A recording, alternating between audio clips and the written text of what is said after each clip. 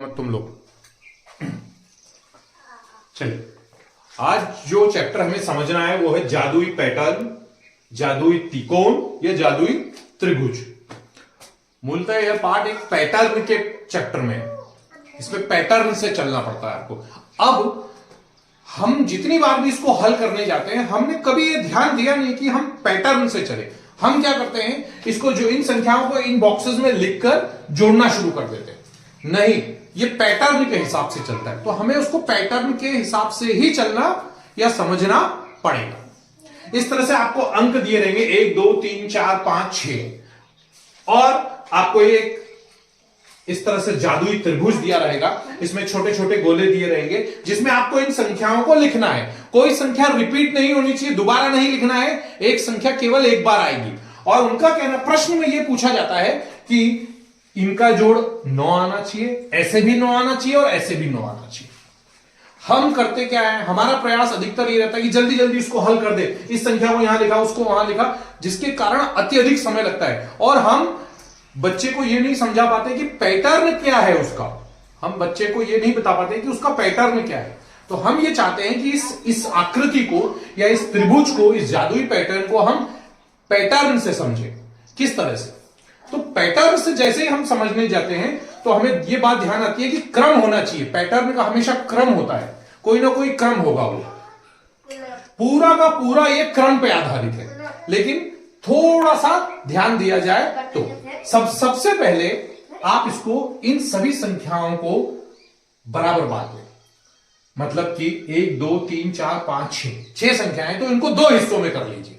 सर्वप्रथम आपको यही कार्य करना है कि इनको 2 हिस्सों में कीजिए। मैंने इनको 2 बराबर हिस्सों में कर लिया। बच्चों से खुद करवाइए, बच्चे भी करेंगे। इनको 2 बराबर हिस्सों में मैंने बांट लिया। दूसरा काम आपका यह है कि बच्चों को पहले ही बता दे कि इसमें बेटा एक त्रिभुज नहीं है, इसमें 2 त्रिभुज बनेंगे। एक तो ये बड़ा वाला त्रिभुज बना ही हुआ है, दूसरा त्रिभुज कुछ इस प्रकार से बनेगा। ये 2 त्रिभुज बनेंगे, एक इस प्रकार से और एक इस प्रकार से। अब हल करने की तरफ बढ़ते, पैटर्न से बढ़ते। अब पैटर्न तो सीधा सीधा आ ही गया, क्या आना चाहिए?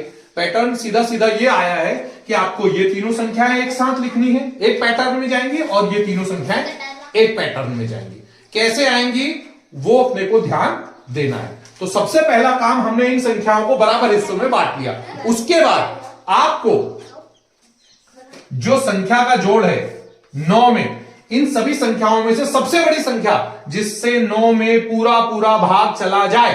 क्या 1 से पूरा पूरा भाग जा सकता है? 1 सबसे बड़ी संख्या नहीं है।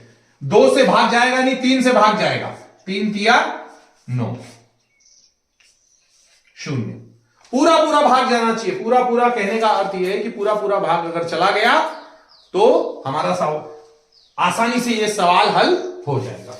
5 से भाग नहीं जाता है, 4 से भाग नहीं जाता है और 6 से भाग नहीं जाता है। इसलिए जो सबसे बड़ी संख्या है वो 3 के पहाड़े में आ रही है। अब कुछ लोगों का प्रश्न ये भी रहेगा कि कक्षा तीसरी में अभी हम भाग तक पहुंचे नहीं है। जब हम ये जादुई पैटर्न पढ़ा रहे हैं, कक्षा चौथी के कर सकते हैं, कक्षा तीसरी के भी छोटे छोटे भाग कर सकते हैं। और अगर नहीं कर पा रहे हैं तो फिर उनको आप समझाइए, आप बताइए कि इसमें बेटा पूरा पूरा एक और तरीका भी है, लेकिन अभी हम इस पे इस संबंध में चर्चा कर लेते हैं। तो 3 से पूरा पूरा भाग जाने पर पहली संख्या आपको मिल जाती है 3। अब इन्हीं दोनों को, मतलब आपके 1 2 और 3, ये बॉक्स इस वाले के 1 2 और 3 ये इसी में आएंगे। हमने आधा आधा हिस्सा कर रखा है, तो पहला अंक आया 3, हमने 3 ले लिया। अब आप चाहे तो 1 और 2 को यहां रखें, उससे कोई फर्क नहीं पड़ेगा। 1 को रख सकते हैं, यहां पे भी 1 को रख सकते हैं, यहां पे भी 1 को रख सकते हैं। तो मैंने 1 यहां रखा और 2 यहां रख लिया। 1 यहां रखा और 2 यहां रख लिया। अब बारी आती है इन बचे हुए बॉक्सेस की। ध्यान ये भी रहे कि आपका जोड़ 9 आना चाहिए, और बचे हुए बॉक्सेस की बात आती है। अब ये आगे वाले अंक इन बॉक्सेस में आएंगे। 90% टाइम ऐसा ही होगा, 10% टाइम ऐसा नहीं होगा। लेकिन जब नहीं होगा उसका भी एक अलग पैटर्न है, वो मैं आपको अगले वीडियो में बताऊंगा। फिलहाल इस पे बात कर लेते हैं 4 5 और 6 पे। 4, 5 और 6 पे अब आप ये देखिए कि आपके पास ये अंक मिल गए और ये सही है, ये सही है, किसी हालत में गलत नहीं है। तो जब आपको 3 अंक सही मिल गए तो आपको 3 अंक पुट करने में सरलता होगी, आसानी होगी और बच्चों को भी सरलता होगी। 1-2 बार उनको ऐसा लगेगा कि यार कैसे पुट करे, लेकिन ये उससे तो बेटर है कि आपको 1 अंक सही मिल गया। 1 अंक, पहला 3 अंक सही मिला, फिर 1 मिल गया और 2 मिल गया। हमने ये पूरा पहले 3 अंक खत्म कर दिए। अब बचे 4, 5 और 6। यहां से शुरू करते, 3 और 2 5 हो जाएंगे। 9 चाहिए, इसका मतलब यहां पे क्या आ जाएगा, 4 अंक आ जाएगा। यहां पे हमने 4 लिख दिया। अब जैसे ही 4 यहां आया, 5 यहां और 6 यहां। एक और तरीका भी हो सकता है, एक और तरीका भी हो सकता है।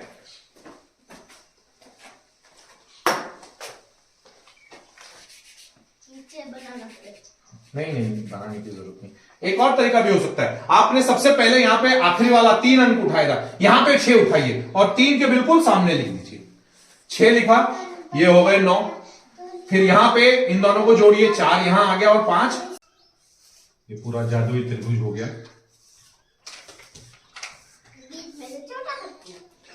और फिर बीच में छोटा त्रिभुज, बिल्कुल सही।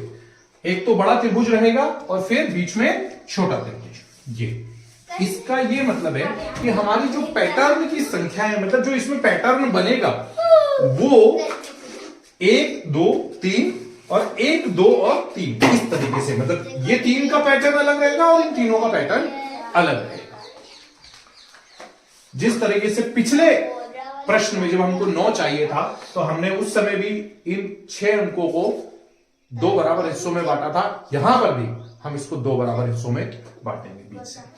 फिर वही आया 1, 2, 3, 1, 2, 3। इसका यह मतलब है कि ये 3 संख्याएं बड़े त्रिभुज में आएंगी या छोटे त्रिभुज में आएंगी, या फिर ये 3 संख्याएं बड़े त्रिभुज में आएंगी या फिर छोटे त्रिभुज में। मतलब इन तीनों का आपस में ही समागम रहेगा। ये 3 बड़े में या ये 3 बड़े में, ये 3 छोटे में या ये 3 छोटे में।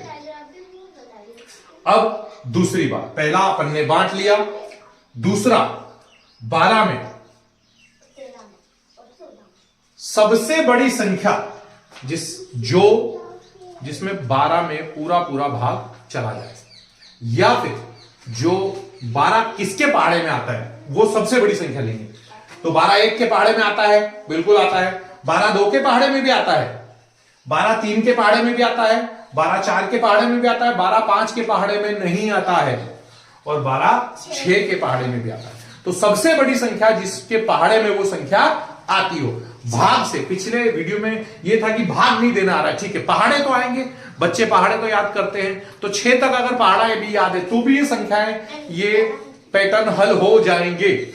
सिर्फ आपको इतना बताना है कि सबसे बड़ी संख्या लेनी है। इन 6 संख्याओं में से सबसे बड़ी संख्या होनी चाहिए जिससे पूरा भाग चला जाए। अब 12 में पूरा भाग, सबसे बड़ी संख्या 6 आ रही है, हालांकि 4 से भी चला जाएगा, 3 से, 2 से, 1 से, सबसे चला जाएगा, लेकिन बड़ी संख्या बोल रहा हूं मैं, बार इस बात पे जोर दे रहा हूं कि बड़ी संख्या होनी चाहिए। तो 6 के पहाड़े में 12 आता है और भाग देना अगर आता है तो बहुत ही अच्छी बात है। 6 दूनी 12, पूरा भाग चला गया। तो इसका यह मतलब है कि 6 यहां आ जाएगी, 6 आ जाएगी। 6 आने के बाद इसका यह मतलब हो गया, जैसे ही यहां पे 6 आया वैसे ही ये दोनों अंक एक्टिव हो जाएंगे, यानी कि इस बड़े त्रिभुज में ये दोनों ही अंक आएंगे। 6 यहां पे आया तो बड़े त्रिभुज में ये दोनों अंक आ जाएंगे। 3 यहां पे आया तो बड़े त्रिभुज में ये दोनों अंक आ जाएंगे। अब क्योंकि 6 आया है तो बड़े त्रिभुज में ये दोनों अंक आ जाएंगे।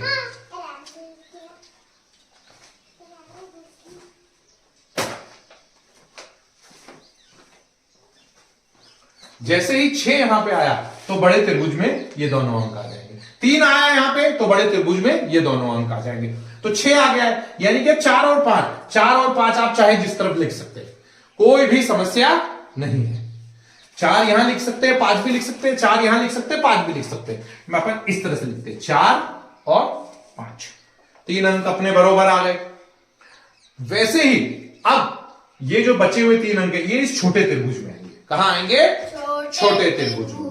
चलिए, छोटे त्रिभुज में अभी मैंने पिछले उसमें भी आपको समझाया था कि अगर मैंने सबसे पहला अंक यहां पे ये लिया है तो इधर भी सबसे पहला अंक इससे शुरुआत करो।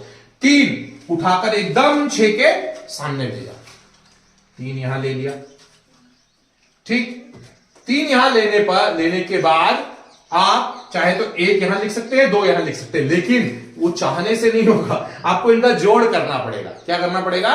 जोड़ करना। 6 और 5 कितने हो गए? 11। कितना चाहिए? 1 चाहिए, तो 1 यहां पे लिख दीजिए और बचा हुआ 2 अंक यहां पे।